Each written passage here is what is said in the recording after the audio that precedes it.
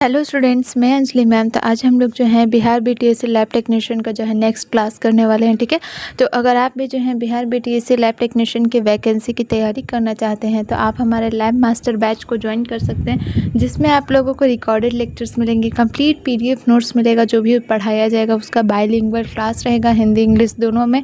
Test series भी जो है आप लोगों का इसी बैच में इंक्लूड रहेगा और कंप्लीट सिलेबस वाइज जो है आप लोगों की तैयारी करवाई जाएगी। बैच का फ़ी कितना है? तो सिर्फ और सिर्फ 499 है। ठीक है, बैच का फीस सिर्फ और सिर्फ 499 है। बैच को ज्वाइन करने के लिए प्ले स्टोर पर जा करके Rathore education point app download करना है और वहाँ से जो है आप लोग बैच को ज्वाइन कर सकते हैं। अगर बैच ज्वाइन करने में कोई भी दिक्कत है तो आप लोग दिए गए इस नंबर पर कॉल या मैसेज करके अधिक जानकारी ले सकते हैं। तो चलिए आज के क्लास को जो है हम लोग स्टार्ट करते हैं। तो आज का हमारा सबसे पहला क्वेश्चन है कि मानव शरीर में रक्त का पीएच सामान्यतः कितना होता है? 6.5 से 6.8, 7.35 से 7.45, 7.0 और 8.0। तो ब्लड का नॉर्मल पीएच कितना होता है हमारा? तो 7.35 से 7.45 के बीच होता है। ठीक है, इससे कम होने पर क्या होगा? तो एसिडोसिस होगा और ज़्यादा होने पर अल्कोहलिसिस जैसी बीमारी हो सकती है। ठीक है, अब अगला क्वेश्चन देखते हैं। तो अगला क्वेश्चन है हमारा कि ईएसआर टेस्ट किसके लिए किया जाता है? रक्त शर्करा मापन, सूजन की पहचान, हीमोग्लोबिन स्तर और प्लेटलेट गिनती। तो ईएसआर का फुल फॉर्म क्या होता है? तो इरिथ्रोसाइट सेडिमेंटेशन रेट। तो इससे हम लोग क्या पता करते हैं? तो ब्लड में सूजन या फिर इन्फेक्शन तो नहीं है, तो इससे हम लोग क्या पता करते हैं? तो सूजन की पहचान होती है। ब्लड में सूजन या इन्फेक्शन का प्रेजेंस जो है ये संकेत देता है ईएसआर टेस्ट के थ्रू। ठीक है, अगला क्वेश्चन है हमारा कि हीमोग्लोबिन की सामान्य सीमा पुरुषों में कितनी होती है? 10 से 12 ग्राम पर डीएल, 12 से 14 ग्राम पर डीएल, 13 से 17 ग्राम पर डीएल और 18 से 20 ग्राम पर डीएल। तो पुरुषों में कितना होता है नॉर्मल हीमोग्लोबिन रेंज? तो वो है हमारा 13 से 17 ग्राम पर डीएल। और महिलाओं में कितना होगा? तो महिलाओं में हो जाएगा हमारा 12 से 15 ग्राम पर डीएल। ठीक है, अगला क्वेश्चन है हमारा कि मानव शरीर में रक्त का कुल मात्रा का अनुमानित प्रतिशत क्या है? शरीर के वजन का 3%, शरीर के वजन का 5%, शरीर के वजन का 7 से 8%, शरीर के वजन का 10%। तो मानव शरीर में ब्लड का टोटल कितना मात्रा होता है? तो शरीर के कुल वजन का 7 से 8% जो है उतना हमारा ब्लड जो है हमारे बॉडी में होता है। ठीक है, नेक्स्ट क्वेश्चन देखते हैं। तो नेक्स्ट क्वेश्चन है हमारा कि विडाल टेस्ट किस रोग की पुष्टि के लिए किया जाता है? मलेरिया, टाइफॉइड, डेंगू और तपेदिक। तो विडाल टेस्ट से हमें क्या पता चलता है? तो उसमें साल्मोनेला टाइफी एंटीजन के प्रेजेंस की पहचान की जाती है। तो इससे क्या हमें पता चलेगा? तो इससे हमें टाइफाइड बुखार का पता चलता है, क्योंकि टाइफाइड का कॉज क्या होता है? तो साल्मोनेला बैक्टीरिया जो है टाइफाइड का कॉज होता है। अब अगला क्वेश्चन है हमारा कि मलेरिया के परजीवी की पहचान किस प्रकार की जांच में होती है? ELISA, peripheral blood smear, PCR और यूरिन टेस्ट। तो मलेरिया के परजीवी की पुष्टि किससे होती है? तो पेरिफेरल ब्लड स्मेयर से। ठीक है, इसमें पता चल जाता है जहाँ पर क्या करेगा? तो रक्त के स्लाइड पर प्लाज्मोडियम देखा जाता है। ठीक है, कहाँ पर? तो पेरिफेरल ब्लड स्मेयर में अगर प्लाज्मोडियम का प्रेजेंस है तो मलेरिया है। ठीक है, अब अगला क्वेश्चन है हमारा कि KOH टेस्ट किस संक्रमण की पहचान के लिए किया जाता है? वायरल संक्रमण, फंगल संक्रमण, बैक्टीरियल संक्रमण और परजीवी संक्रमण। तो KOH टेस्ट का क्या यूज़ होता है? तो फंगल संक्रमण का पहचान करने के लिए जो है KOH टेस्ट किया जाता है। ये क्या करता है? तो ये त्वचा, बाल या नाखून की जांच में किया जाता है। ठीक है, तो इससे हमें क्या पता चलता है कि फंगल है इन्फेक्शन कि नहीं है।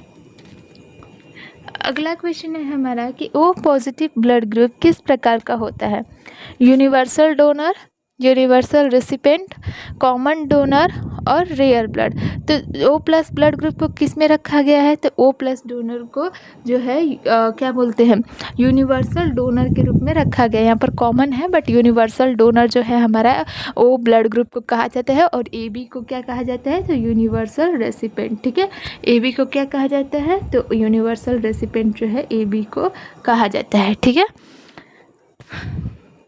अब अगला क्वेश्चन है हमारा, ओ ब्लड ग्रुप को डोनर क्यों कहा गया है? क्योंकि जो ओ ब्लड ग्रुप है वो किसी भी तरह का ब्लड ग्रुप नहीं ले सकता, जब भी लेगा तो सिर्फ ओ ही लेगा, ठीक है। पर ए भी क्या करता है, तो ए भी ले सकता है, बी भी ले सकता है और ओ भी ले सकता है, इसलिए उसे यूनिवर्सल रेसिपिएंट कहा जाता है, ठीक है। अगला क्वेश्चन है हमारा कि रक्त में WBC की सामान्य संख्या कितनी होती है? 5000 से 10,000 प्रति माइक्रोलीटर, 11,000 से 20,000 प्रति माइक्रोलीटर, 10,000 से 1,000 से 2,000 प्रति माइक्रोलीटर और 20,000 से 30,000 प्रति माइक्रोलीटर। तो हमारा जो है WBC की सामान्य संख्या कितनी होती है ब्लड में? तो 5,000 से 10,000 जो है प्रति माइक्रोलीटर जो है नॉर्मल रेंज होता है। जहाँ तक होने पर क्या होगा, तो ज़्यादा होने पर इन्फेक्शन या फिर ल्यूकेमिया रोग हो सकता है, ठीक है। इसलिए इसका ज़्यादा बढ़ना भी अच्छी बात नहीं है। अगला क्वेश्चन है हमारा कि माइक्रोस्कोप में कौन सा भाग स्लाइड को पकड़ने के लिए प्रयोग में आता है? स्टेज, आईपीस, कंडेंसर और मिरर। तो माइक्रोस्कोप का कौन सा भाग स्लाइड रखा जाता है? तो वो है हमारा स्टेज, ठीक है। स्टेज क्या करता है, तो माइक्रोस्कोप का वह भाग है जहाँ स्लाइड रखी जाती है और क्लिप से उसे जो है स्थिर कर दिया जाता है, ठीक है। अगला क्वेश्चन है हमारा कि रक्त में शर्करा की सामान्य उपवास सीमा क्या होती है? 70 से 99 mg/dl, 100 से 140 mg/dl, 50 से 70 mg/dl और 150 से 200 mg/dl। तो एक जो स्वस्थ हेल्दी एडल्ट होता है तो उसमें फास्टिंग में जो है रक्त में शुगर का स्तर कितना होता है? तो 70 से 99 mg/dl के बीच जो है होना चाहिए, ठीक है, कि नॉर्मल रेंज होता है, ठीक है, फास्टिंग में। अगला क्वेश्चन है हमारा कि ब्लड क्लॉटिंग के लिए कौन सा विटामिन आवश्यक होता है? Vitamin A, vitamin D, vitamin के और विटामिन सी। तो ब्लड क्लॉटिंग के लिए हमारा कौन सा विटामिन जिम्मेदार होता है? तो विटामिन के, ठीक है। नवजात में विटामिन के की कमी होती है, इसलिए जब उसका जो जब वो जन्म लेता है तब उसे विटामिन के की इंजेक्शन देते हैं, क्योंकि उसमें ब्लड क्लॉटिंग की ज़्यादा क्षमता नहीं होती है, उसके अंदर विटामिन के प्रेजेंट होता ही नहीं है, ठीक है। अब अगला क्वेश्चन है हमारा कि रक्त में हीमोग्लोबिन कम होने की स्थिति को क्या कहा जाता है? हाइपरग्लाइसीमिया, एनीमिया, ल्यूकोसाइटोसिस और थ्रोम्बोसाइटोपिनिया। तो हीमोग्लोबिन की कमी वाली स्थिति को क्या कहते हैं? तो एनीमिया कहते हैं, ठीक है। एनीमिया में क्या होगा, तो इससे क्या होता है, तो शरीर में ऑक्सीजन की आपूर्ति जो है प्रभावित हो जाती है, ठीक है। ज़्यादा ब्लड में क्या बोलते हैं, ऑक्सीजन की कमी होने लगती है, तो सांस लेने में कठिनाई वगैरह होने लगता है। अब अगला क्वेश्चन है हमारा कि ट्यूबरक्लोसिस का कन्फर्मेटरी टेस्ट कौन सा है? मॉन्टॉक्स टेस्ट, विडाल टेस्ट और लीसा और सीबीसी सॉरी। तो किससे जो है टीबी का कंफर्म किया जा सकता है? तो मॉन्टॉक्स टेस्ट के थ्रू। मॉन्टॉक्स टेस्ट क्या है? तो त्वचा पर किया जाने वाला एक ट्यूबरक्यूलिन टेस्ट है जो कि टीबी की पहचान करता है, ठीक है। टीबी के डायग्नोसिस के लिए मॉन्टॉक्स टेस्ट यूज़ किया जाता है। अब अगला क्वेश्चन है हमारा कि RDT का उपयोग किस रोग के त्वरित निदान में होता है? Rapid diagnostic test, malaria, typhoid, dengue और टीबी। तो RDT का टेस्ट जो है कब यूज़ किया जाता है? तो मलेरिया की तेज़ी से पहचान करने के लिए जो है RDT यूज़ किया जाता है। इसमें क्या होगा, तो इसमें एंटीजन एंटीबॉडी रिएक्शन का पता चल जाता है, ठीक है। तो इससे हम लोग मलेरिया की पहचान कर सकते हैं। अगला क्वेश्चन है हमारा कि एलिसा तकनीक का मुख्य उपयोग किस में किया जाता है? वायरस की पहचान, बैक्टीरिया की पहचान, फंगल इन्फेक्शन और परजीवी इन्फेक्शन। तो एलिसा का फुल फॉर्म क्या होता है? तो एंजाइम लिंक्ड इम्यूनोसॉर्बेंट एसे, ठीक है। इसका यूज़ कब किया जाता है? तो HIV, हेपेटाइटिस बी जैसे बीमारियों में एंटीजन या एंटीबॉडी का पहचान करने के लिए। तो किसका पहचान करने के लिए? तो वायरस का पता लगाने के लिए जो है एलिसा टेस्ट यूज़ किया जाता है। अब अगला क्वेश्चन है हमारा कि शरीर में सबसे बड़ा अंग कौन सा है? यकृत, त्वचा, फेफड़ा और दिल। तो शरीर का सबसे बड़ा हमारा अंग कौन सा है? तो वो है हमारा त्वचा, जो कि बाहरी इन्वायरमेंट से हमें बचाता है, ठीक है। त्वचा जो कि हमारे बॉडी टेम्परेचर को भी रेगुलेट करता है, ठीक है। और अगर ग्रंथि के पूछा जाएगा कि सबसे बड़ा ग्रंथि कौन सा है, तो वो है हमारा यकृत, ठीक है। और अंग पूछेगा तो त्वचा, कंफ्यूज मत रहिएगा। अब अगला क्वेश्चन है हमारा कि यूरिन की सामान्य पीएच सीमा कितनी होती है? 3 से 4, 4.5 से 8.0, 8 से 10 और 2 से 3। तो यूरिन का जो नॉर्मल रेंज होता है वो कितना होता है? तो 4.5 से 8.0 के बीच होता है। पीएच में असामान्यता अगर आता है तो ये किसी भी डिजीज़ का जो है संकेत हो सकता है, ठीक है। अगला क्वेश्चन देखते हैं। तो अगला क्वेश्चन है हमारा कि EDTA ट्यूब का प्रयोग किस जांच के लिए होता है? Blood sugar, CBC test, lipid profile और ESR। तो EDTA ट्यूब का यूज़ किस लिए करते हैं? तो रक्त को जमने से रोकने और CBC टेस्ट में जो है इसका यूज़ किया जाता है EDTA ट्यूब का, ठीक है। CBC का फुल फॉर्म क्या होता है? तो कंप्लीट ब्लड काउंट। अगला क्वेश्चन है हमारा कि ग्राम स्टेनिंग किसके पहचान में उपयोगी है? वायरस, फंगल संक्रमण, बैक्टीरियल संक्रमण और मलेरिया। तो ग्राम स्टेनिंग क्या करता है? तो बैक्टीरियल इन्फेक्शन की पहचान करता है, ठीक है। इससे क्या होगा? तो ग्राम पॉजिटिव और निगेटिव बैक्टीरिया अलग होता है, ठीक है। इसमें ग्राम पॉजिटिव और ग्राम निगेटिव बैक्टीरिया अलग हो जाते हैं, तो उससे हमारा बैक्टीरिया का पहचान हो जाता है। अगला क्वेश्चन है हमारा कि यूरिन में प्रोटीन की उपस्थिति को क्या कहते हैं? ग्लाइकोसूरिया, प्रोटीन्यूरिया, हेमिट्यूरिया और केटोन्यूरिया। तो नाम से ही मुझे लगता है आप लोगों को समझ में आ गया होगा क्या कहेंगे। तो प्रोटीन्यूरिया, अगर यूरिन में जो है प्रोटीन का प्रेजेंस है तो उसे प्रोटीन्यूरिया कहेंगे। और यह किस चीज़ का संकेत है? तो किडनी रोग का जो है ये साइन है, ठीक है। अब अगला क्वेश्चन है हमारा कि मलेरिया का परजीवी कौन है? प्लाज्मोडियम, लिस्मानिया, एंटमीबा और ट्रिपैनोसोमा। तो मलेरिया रोग का जो है कारक कौन है? कौन सा जो है परजीवी उसका कारक है?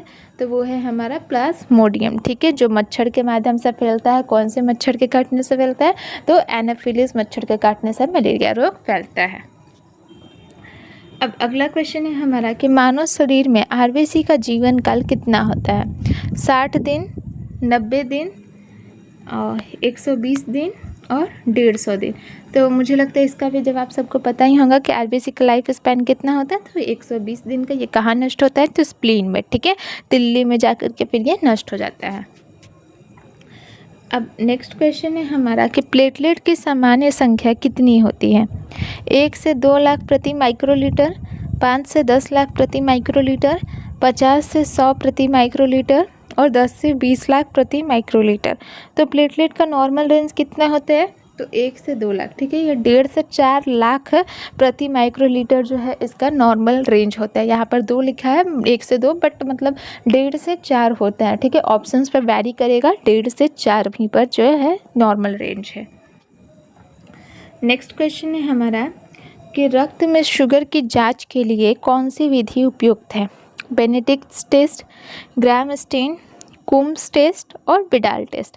तो किसके थ्रू जो है पता करते हैं? तो बेनेडिक्ट टेस्ट, ठीक है। इसमें क्या होगा? तो इसमें शर्करा की पहचान हो जाती है। अगर यूरिन में जो है शुगर का प्रेजेंस होगा तो बेनेडिक्ट टेस्ट के थ्रू हम लोग ये पता लगा सकते हैं।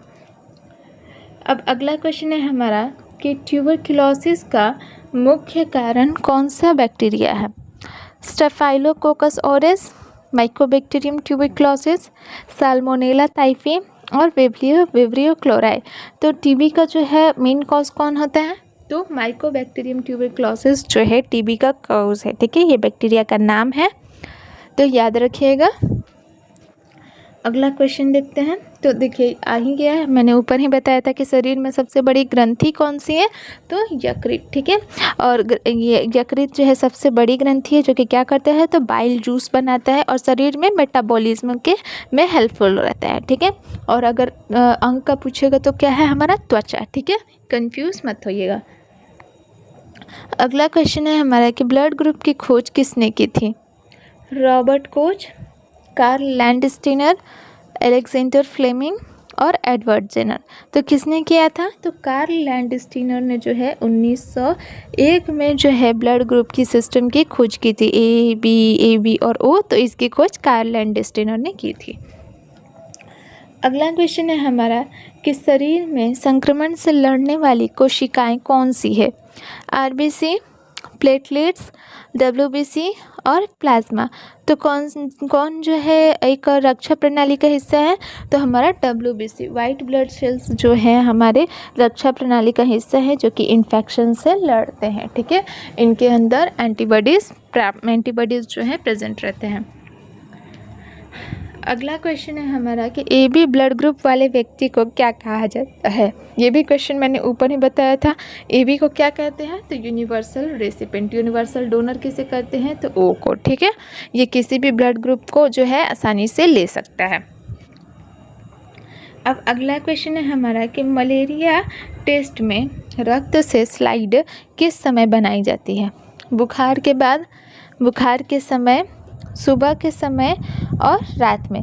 तो मलेरिया में अगर हमें परजीवी की प्रेजेंस को देखना है तो कब हम लेंगे? तो ज़्यादा बुखार के समय। ठीक है, ज़्यादा बुखार के समय लेंगे क्योंकि उसलिए उस समय स्लाइड बनाना सबसे ज़्यादा ज़रूरी रहता है, क्योंकि उस समय हमें जो भी परजीवी है उसका प्रेजेंस आसानी से पता लग सकता है। ठीक है, अब अगला क्वेश्चन है हमारा कि यूरिन रूटीन टेस्ट में सबसे पहले क्या देखा जाता है? पीएच, कलर, प्रोटीन और शुगर। तो अगर हमें यूरिन रूटीन टेस्ट है तो हमारा उसमें हम सबसे पहले क्या देखेंगे? तो कलर, क्योंकि कलर जो है वो बहुत सारे चीज़ों को बता देता है। अगर वो येलोइश है तो जाहिर सी बात है उसमें कुछ डिफ़ॉल्ट है, बट अगर कलर उसका नॉर्मल है तो जाहिर सी बात है कि कुछ भी नहीं हुआ है। तो कलर देखना सबसे ज़्यादा ज़रूरी होता है, क्योंकि कलर ही कई रोगों को जो है साइन दे सकता है हमें। अब नेक्स्ट क्वेश्चन है हमारा कि ESR को किस उपकरण से मापा जाता है? यूरिनोमीटर, विंट्रोप ट्यूब, हेमोसाइटोमीटर और स्फिग्नोमैनोमीटर। तो ESR को कौन से इंस्ट्रूमेंट से नापते हैं हम लोग? तो विंट्रोप ट्यूब से। ठीक है, ESR का full form erythrocyte sedimentation rate. तो इसे किससे नापते हैं? तो विंट्रोप ट्यूब से। ठीक है, अगला क्वेश्चन देखते हैं। तो अगला क्वेश्चन है हमारा कि कैरियोटाइपिंग किसके लिए किया जाता है? लीवर रोग, आनुवांशिक विकारों की पहचान, संक्रमण और कैंसर। तो कैरियोटाइप किसके लिए किया जाता है हमारा? तो कैरियोटाइपिंग में क्रोमोसोम्स की संरचना देखा जाता है। ठीक है, जिससे कि क्या पता चलता है? तो आनुवांशिक बीमारियों का पता चल जाता है। ठीक है, उसमें अगर हम लोग क्रोमोसोम्स का ये देखेंगे तो। अगला क्वेश्चन है हमारा कि CBC टेस्ट का पूरा नाम क्या है? ये भी मैंने ऊपर ही बताया था। CBC का फुल फॉर्म क्या होता है? तो कंप्लीट ब्लड काउंट। ठीक है, कंप्लीट ब्लड काउंट जो है जिसमें क्या होता है? तो ये एक नॉर्मल क्या बोलते हैं? तो ब्लड टेस्ट है। ठीक है, जिसमें कि WBC, RBC, हीमोग्लोबिन और प्लेटलेट का जांच करते हैं। ठीक है,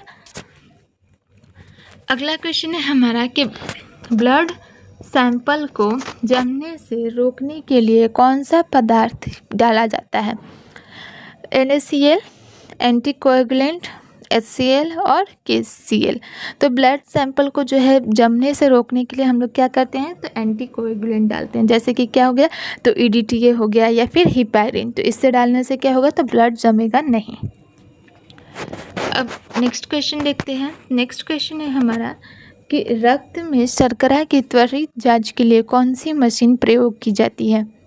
यूरिनोमीटर, स्फिग्नोमैनोमीटर, ग्लूकोमीटर और हीमोसाइटोमीटर। तो किससे हम लोग पता करते हैं? तो ग्लूकोमीटर से। ग्लूकोमीटर क्या है? तो एक डिजिटल डिवाइस है जिससे कि फिंगर प्रिक क्या होता है? तो बीच वाले फिंगर में जो है हम लोग एक निडल डाल के ड्रॉप लेते हैं, जिस करके शुगर लेवल जो है हम लोग माप सकते हैं उस पर डाल के। ठीक है, अब अगला क्वेश्चन है हमारा कि प्लेटलेट का कार्य क्या है?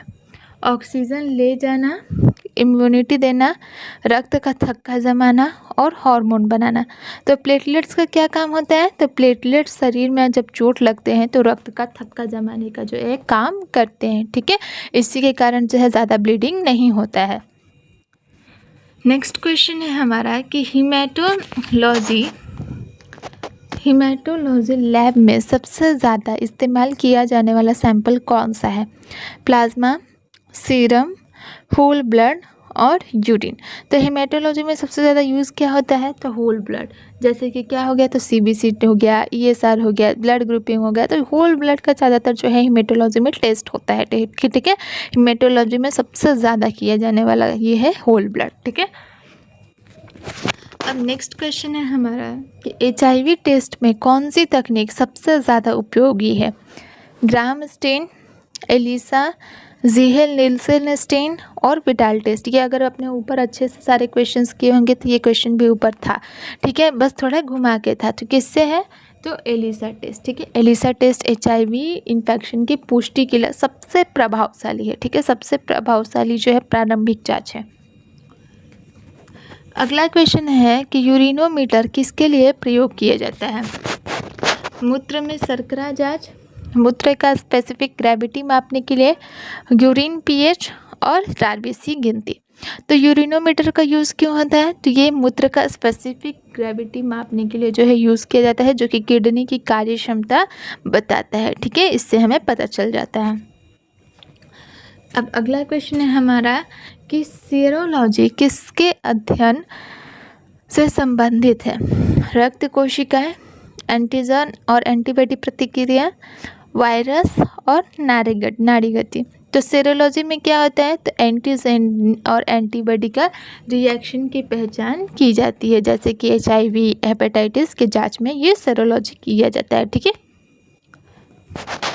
अब नेक्स्ट क्वेश्चन है हमारा कि रेसस फैक्टर का संबंध किससे है, RBC पर एक प्रोटीन, WBC पर, प्लेटलेट पर और प्लाज्मा पर। तो RHS क्या है, तो एक प्रोटीन है, ठीक है, रेसस फैक्टर एक प्रोटीन है जो कि RBC की सतह पर पाया जाता है, ठीक है। RH पॉजिटिव या फिर RH नेगेटिव का निर्धारण जो है हमारा किससे होता है, तो रेसस फैक्टर से ही होता है, ठीक है। RBC पर एक प्रोटीन है रेसस फैक्टर।